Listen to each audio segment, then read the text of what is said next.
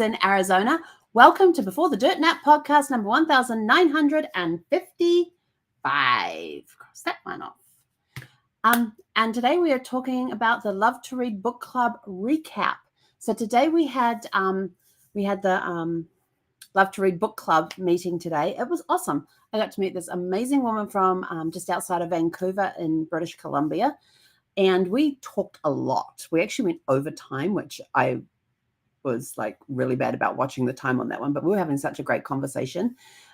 We have made a new rule for the book club. You can't come to the book club review, the book club discussion, unless you have read the book. And that came out that was very apparent at the last one when we were talking about the Stillhouse Lake. And the problem was that we had people who had never read the book and people who were halfway through the book, and I was the only one who had read the whole book.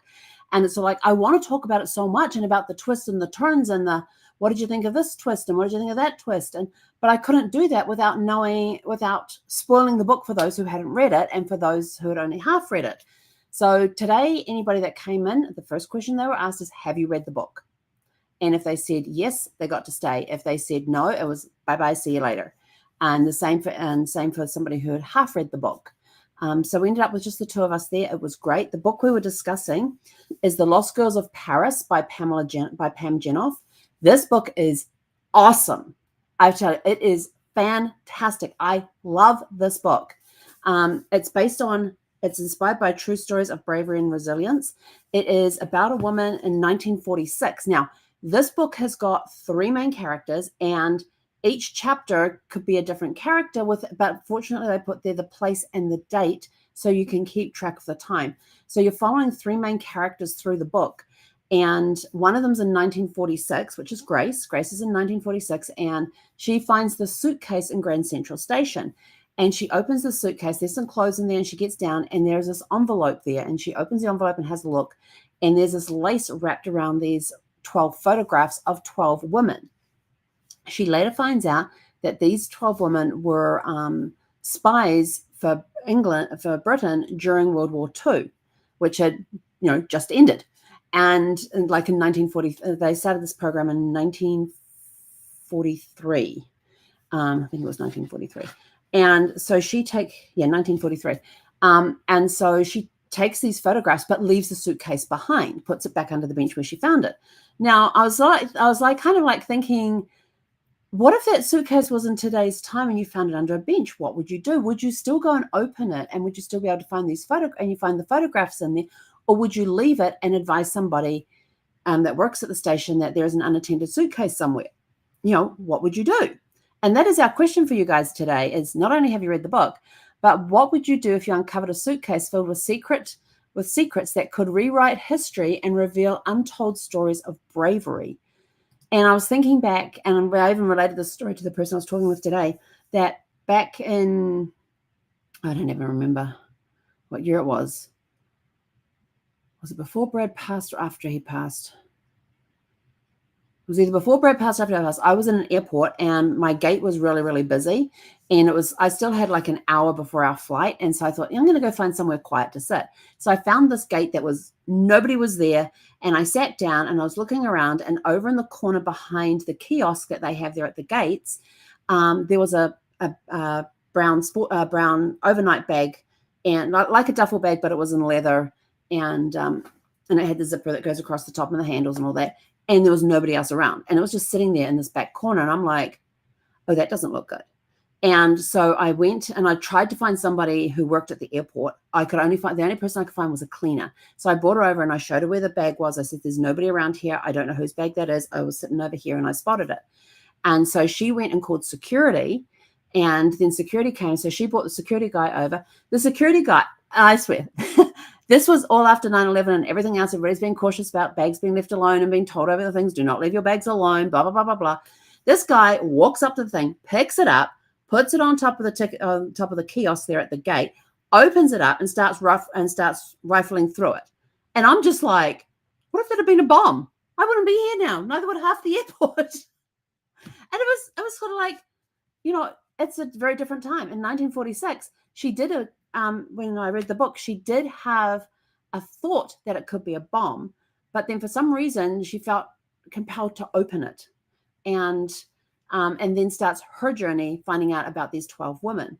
Then the next chapter, we go to Eleanor. We meet Eleanor, and Eleanor is the secretary to the director of SOE, which was the, hang on, I'm sorry. I had it all worked out before. Brains fried. Getting a lot of brain fries lately. It was a special operations executive. That's what it was. Special operations executive that was basically set up during World War II to go and disrupt as much of Europe as they could. Basically, they were saboteurs. They were secrets. They were spies and saboteurs. They would sabotage railway lines. They'd blow them up so the Germans couldn't get their munitions through or their troops through. They were disrupting the supply lines for the German troops. Is basically what their role was, and to report back any information. So they were spies. And Eleanor was the secretary to the director of the SOE, and we meet her in London in 1943. And she then, when they were talking about all these men that were getting killed over there, there's another spy, another spy. She turns around and gave the thing, well, we could send in women, and they're like, wait, what? And her idea was to send in the women because men were scarce were scarce around different places in Europe because they were all off fighting the war, and so new males in town would stand out like a sore toe. But if you send women in, they could blend in because there was a lot of women around at the time. And so that's how the women's division of the SOE kind of got started, according to the book. Then we meet our third main character, Marie, and Marie was we meet her in London in 1944, so a year later, and she gets approached by this guy in a coffee shop because she happens to be sitting reading a book of French poetry, and they wanted people to be able to, and the SOE were looking for recruits for going into France. And so he approaches her and they have a discussion, and he hears her speaking French because he asks her to read the poetry out loud to her, to him. And so he ends up sending her off to go and be recruited, basically. And so she ends up going to Scotland. She's a single mom with a daughter who she sent away and is living with an aunt because she didn't want her anywhere around London during the Blitz and everything else. And she was contemplating, do I bring my daughter back? Do I not bring my daughter back? And so, this takes place, the start of the book with the historical pieces in 1944 starts before the invasion on June 6th. So it's before that time. So we start watching her journey through being trained and her journey as a spy in France. And we watch Eleanor, who has a hand in the training, and we watch her as she goes through and gets suspicious of things. And there's all sorts of twists and turns that come in. But I will tell you, these three characters end up coming together later on, not necessarily in the same time zone. So remember, 1943 is when we meet Eleanor, 1944 is when we meet Marie, 1946 is when we meet Grace. And there's a lot of similarities and crossovers and things that happen and how pieces fall into place. And you get to see the stories behind what Grace is discovering. So it's one of those, and I love when historical books are done where you got somebody in present time and somebody in history. And as this person is discovering things over here in the present time, you then read in the next chapter how that occurred, how that incident occurred, and how that piece of evidence was left behind that this person found in the present time, in the future. So this is kind of like that, but it's got three characters in it. And I'm like, oh, this is interesting. But I absolutely loved this book. And the person I was talking with loved the book as well. And she had actually read it through completely. And then what she did is that she read the beginning, she read the end, and then started reading towards the middle. And she said it gave a very different perspective on the book. And I'm sort of like, that's an interesting thought. So I'm going to start doing that. I'm going to do that with this one. And each chapter is a different character. It tells you which character it is, what place and time that they are in. If they're in Scotland, which is the training thing, are they in France, which is when they're in operations and things. And who can you trust? Who can you not trust? This is wartime. And you're sent over to France and you're suddenly like, well, who do I trust? Who do I not trust? Who can I trust? So it comes a question of being very brave and putting yourself out there with the thing that the person you're talking to could be against you and could be finding out as much as they can about you. so that they can then take your information and pass it on to the enemy. So there's a lot of like, who do you trust? Who do you not trust? And you get these different vibes about the characters. But I absolutely love, love, love the book. So if you want a good historical fiction to read, this, The Lost Girls of Paris. And then I was reading in the author's note, which is right here, that she said in the author's note, and it says, a few years ago, and this is by Pam Jenoff, and I'll talk about her in a moment. She's an interesting lady. A few years ago, I was researching topics for my next book when I discovered the amazing true story of Vera Atkins and the woman who served as agents of the Special Operations Executive, SOE, under her leadership in Britain during World War II. I was immediately captivated by the heroic endeavors of these brave women who went unheralded for many years after the war. I was struck too by the fact that many of the women never came home. And then, so she talks a little bit about the thing, but then in the back of on the end of the author's note, she puts there, for those who are interested in reading more about the real woman of SEO, I recommend A Life in Secrets, Vera Atkins and the Missing Agents of World War II by Sarah Helm, and Spy Mistress, The True Story of the Greatest Female Secret Agent of World War II by William Stevenson. So she actually references 2 nonfiction books in this that you can then go and read. But her bio is very interesting. So Pam Jenoff is the author of several books of historic fiction, including the New York Times bestseller, The Orphan's Tale. She holds a bachelor's degree in international affairs from George Washington University, a master's degree in history from Cambridge, and she received her Juris Doctor from the University of Pennsylvania. Jenoff's novels are inspired by her experiences working at the Pentagon and also as a diplomat for the State Department handling Holocaust issues in Poland. She lives with her husband and 3 children near Philadelphia, where in addition to writing, she teaches law school. Interesting woman. I mean, I'm sort of like, wow. So she actually has kind of the background to be able to write stories like this, which is awesome. But she brings personal experience into this, and great, great book. So we had a really good discussion about this, and there are some twists and turns, so I can't go too much into the plot, but just know that these 3 women are amazing. I fell in love with each of the characters, and I'll get to the end of the chapter, and each chapter is from their perspective and only what they have access to in that space and time. And so you've got to so you're moving the pieces and putting them together as you go. And yes, there are some crossovers that happen in there. There's some surprises and some twists and turns. Great, great book. Awesome book. So then we got to what's next. So what's next? We're actually going to go with a young adults book this time. And only because I found the subject very interesting. It's a fish out of water story. So this is called Outward Blonde, Glam versus Nature by Trish Cook. It is an older book. It was published in 2017. And on the back it reads, teen socialite Lizzie Finkelstein has all the qualities of a train wreck in the making. With a physically absent father, an emotionally absent mother, and an addiction to shopping and hard partying she can't seem to shake. Lizzie is on a certain path to destruction. Rock bottom finally comes when one of her public drunken escapades gets caught on camera and shared with gossip sites. Lizzie's parents decide it's time for a change of scenery. They have whisked her away from her Manhattan penthouse apartment in the middle of the night and dropped her in Camp Smiley. I love the name of the camp, Camp Smiley.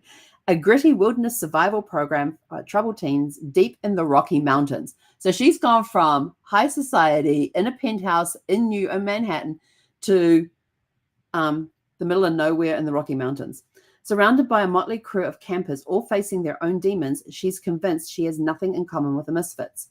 Lizzie must learn to survive in harsh conditions of the outdoors, including how to dig her own toilet. I have done that. And build a fire with rubbing 2 sticks together. I have not done that. She only has 2 options, get with the program or get out of there. Excuse me. So we're looking forward to reading this one. And I know it's young adult, but I love fish out of water stories. And this is going to be so fish out of water. You've got somebody who has been living the high life in Manhattan, who's dumped in the middle of nowhere in the Rockies and has to survive. Digging your own toilet. I have done that somehow on my Girl Guide camps. I got stuck on latrine duty, which was digging the trenches that we then put tents over.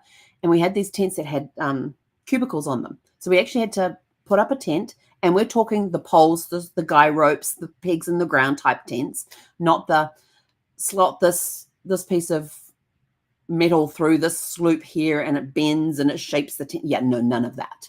And so this was before, I guess, before portaloos and all of that sort of stuff came out. But you basically dug a trench, and then we had to put up the tent, and we had the pile of dirt behind the trench, and the tent basically was they had cubicles on it. And so when you got in there, you actually had to tie the door closed so it wouldn't flap open.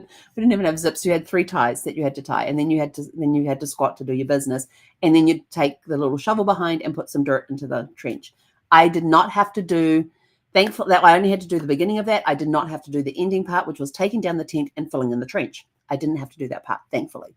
Then when my parents and I, when our family used to go camping, we did do a night in the boondocks. We went boondocking one night. We had our caravan, and our caravan is a camper trailer, the hard side one, and it was about 18 feet long, I think. And we had 5 of us in there. And the only light we had was one that ran off a battery off the car, the battery off a car. It was 2 lights, one at the front, one at the back. We did have a big plastic container full of water, so we had to ration out our water. We did have a refrigerator in there, but of course it wasn't running on power. It was a very different experience, but we did have a toilet tent, and it was basically just a tall tent, about maybe 6 foot tall, again, 4 poles, guy ropes, pegs, and it had a zipper it had a zipper on it. Actually had 2 zippers, one on each side. And then we actually had a camping toilet, which was a toilet seat attached to one of those X-frame, like the chairs you can get with the X-frame that you fold the chair up. Yeah, it was one of those with a toilet seat on top. And then there was bags that attached to it. Now, my mother got wise with this. Rather than peeing and pooping into a plastic bag inside a nice, they had an outer bag, which made it look pretty. Instead of pooping in the bag and taking that with us, she actually cut a hole in the bottom of the bags. And for whatever reason, I was the one that was in charge of digging the hole that the chair then sat over, that this toilet seat thing sat over, and then the plastic bags just worked as a chute, so you didn't get sprayed with anything. I know that's TMI for some people, but that's reality. And then at the end, we just covered up the hole and off we went. And I did not have to fill in the hole. I just had to dig the toilet. So digging toilets, I know how to do. I do not want to do that again. Other times when I've gone camping in the rough where there's been no toilets, where you've had to go and dig your own hole, do your business, and then fill it all in afterwards. Actually, when I was in the Air Force, we had to dig a hole. Yeah, we had one. The women were off in this area over here, and we actually set it up.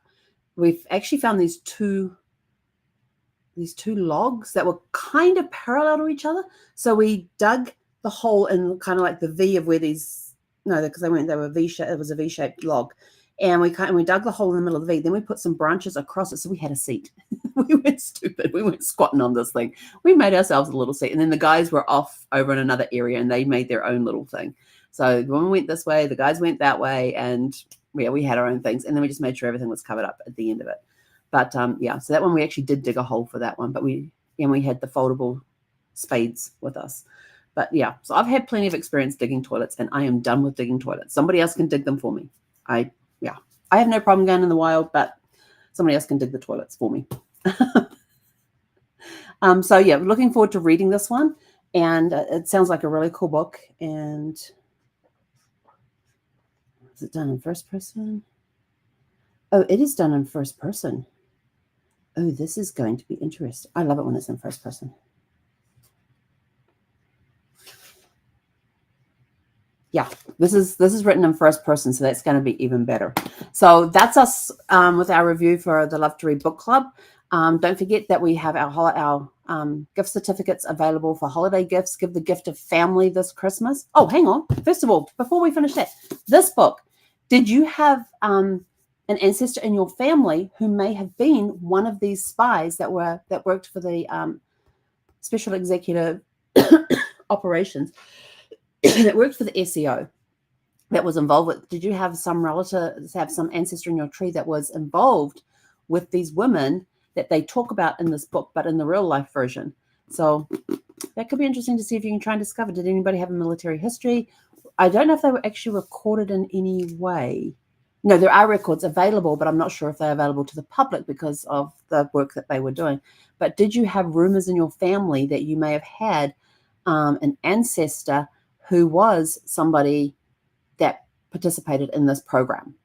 So that's always a good thing to go and check. And this is why I love reading historical fiction, because then you can go and read they give you references to the real story, and you can go and find out more information about the real story and what happened with that. So I'm definitely going to be looking up those two books at some point. They've been added to my read list, and I can't wait to get into them. But this was awesome read. Awesome read. Looking forward to this one. And this one's in first person. This one is done by 3 different perspectives, by 3 different women, completely different backgrounds. You've got Grace. Her husband was killed in a car accident on his way to meet her. He was in the military, and he was on his way to meet her before he deployed in New York at Grand Central Station. And there's a whole thing about Grand Central Station. That's where she finds the suitcase. Eleanor, never been married, never had any kids. And then Marie married, her husband left her after their baby was born. So she has a daughter and has no idea where her husband is. She just tells people that he's been killed because she doesn't want to deal with all of the other stuff. So yeah, 3 completely different women, very different backgrounds, but they do have similarities, and you'll have to read the book to find out what they are. So with that, we are out of here. Go grab the gift of family with our gift certificates. Remember, buy the 3-hour Explorer package, get 6 hours of research done for you. And this is research done for you.